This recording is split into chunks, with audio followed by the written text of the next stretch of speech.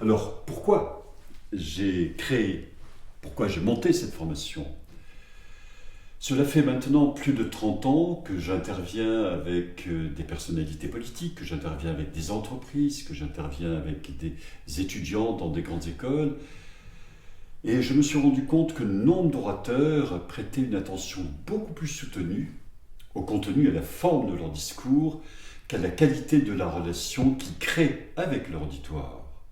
Or, cette relation passe par un échange permanent, quasi neuronal, pourrais-je dire, entre celui qui parle et celui qui écoute.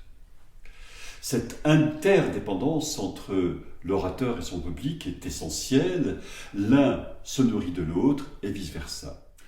La peur de lâcher ses notes, la peur d'exprimer ses émotions, la peur de donner sans retenue son corps, sa voix à son public est connue par les étrangers comme étant quelque chose de bien français. Et oui, notre culture est d'abord centrée sur l'écrit et la parole passe bien souvent au deuxième plan. Alors du coup, nombre de colloques, de conférences, de réunions perdent en efficacité. Il n'est pas rare de voir au bout de quelques instants à peine les gens décrocher du regard de l'orateur, de sa présence, pour tomber dans leurs notes, dans leur outil connecté, dans un autre monde, dans une autre époque.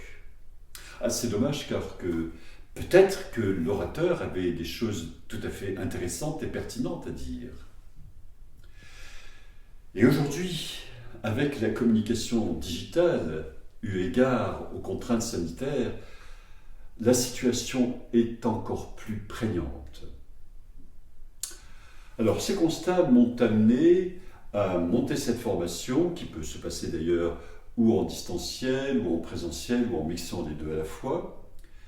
Et le principal objectif, en fait, c'est d'aider les personnes, d'aider les participants à développer leur talent d'orateur et à créer les conditions d'une alliance avec leur public dès les premières minutes. Alors, se passe par un travail de sculpteur, un travail d'orfèvre sur les qualités de présence, sur la beauté, l'impact de la voix, sur les qualités d'accueil, sur les qualités d'écoute, sur l'intelligence émotionnelle. Tout cela pour donner encore plus de sens, pour faire briller les yeux de leurs interlocuteurs, pour convaincre, pour persuader, pour créer ou renforcer la cohésion d'équipe, fédérer. Je voudrais conclure par quelques mots sur la différence qui existe entre l'art oratoire d'une part et la prise de parole.